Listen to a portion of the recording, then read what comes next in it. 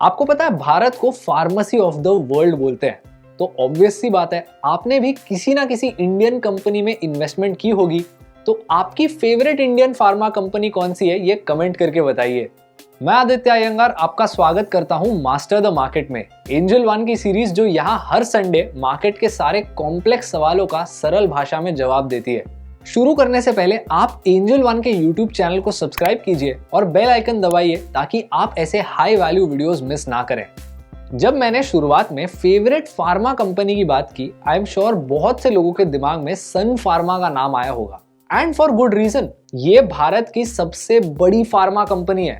इसलिए आज के वीडियो में हम डिस्कस करेंगे कि सन फार्मा का बिजनेस कैसा है और इनके फाइनेंशियल्स क्या कहते हैं।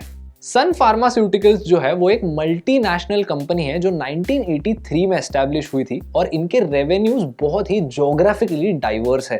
कंपनी के 31% रेवेन्यूज भारत से आते हैं, 30% आते हैं अमेरिका से, 18% आते हैं इमर्जिंग मार्केट से और 15% रेस्ट ऑफ वर्ल्ड।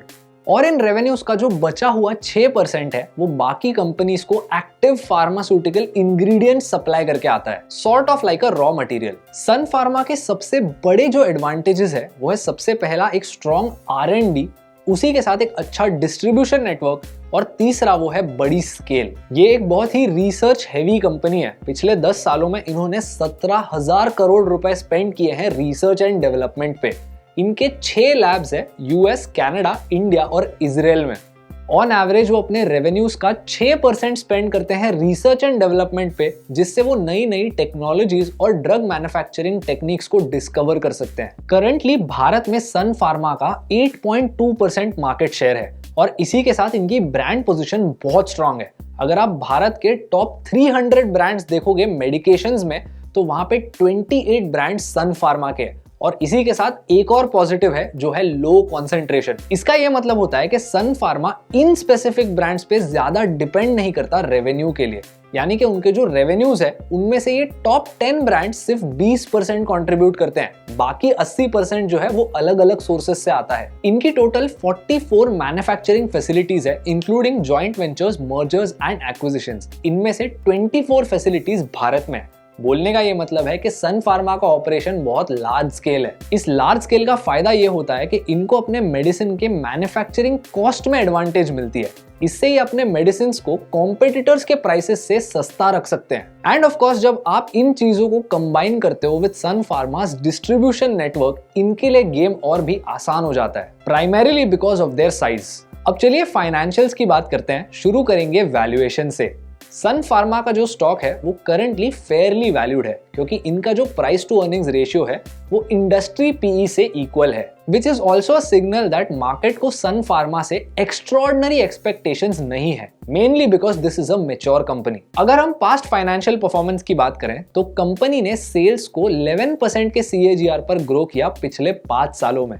इसी सेम पीरियड में इनका अर्निंग्स ग्रोथ इंप्रेसिव 26% था। कंपनी काफी एफिशिएंट भी है। इनका जो रिटर्न ऑन कैपिटल एम्प्लॉयड है वो है 17.4%। Combining this with their low cost and dominant market position, company की परफॉर्मेंस सस्टेन हो सकती है। इसी के साथ सन फार्मा 1% का डिविडेंड देती है, which is well covered by it's earnings, क्योंकि इनका जो डिविडेंड है वो नेट इनकम का सिर्फ 32.6% है। इसी के साथ कंपनी का जो पेग रेशियो है वो 1.1 है, which also says that the company is fairly valued। इसका ये मतलब होता है कि कंपनी का जो ग्रोथ रेट है उसके हिसाब से उसका प्राइस टू अर्निंग्स रेशियो सही है। IBEF के हिसाब से भारत का फार्मा सेक्टर जो 2021 में $41 बिलियन का था, वो 2030 तक $130 बिलियन तक ग्रो हो सकता है। और इस ग्रोइंग फार्मा सेक्टर में एक मार्केट लीडर होना काफी अच्छी पोजीशन होती है। लेकिन ऑब्वियसली हर एक चीज पॉजिटिव नहीं हो सकती, यहाँ पर रिस्क्स भी एग्जिस्ट करते हैं।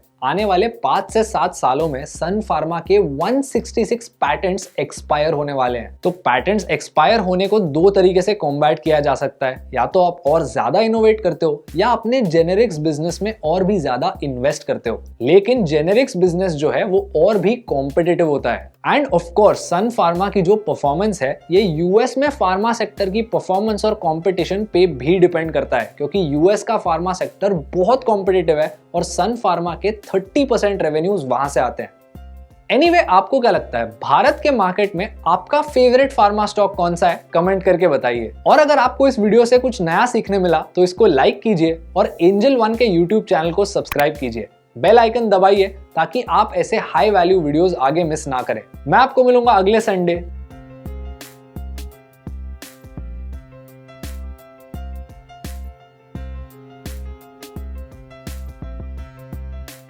Investments in securities market are subject to market risks. Read all the related documents carefully before investing.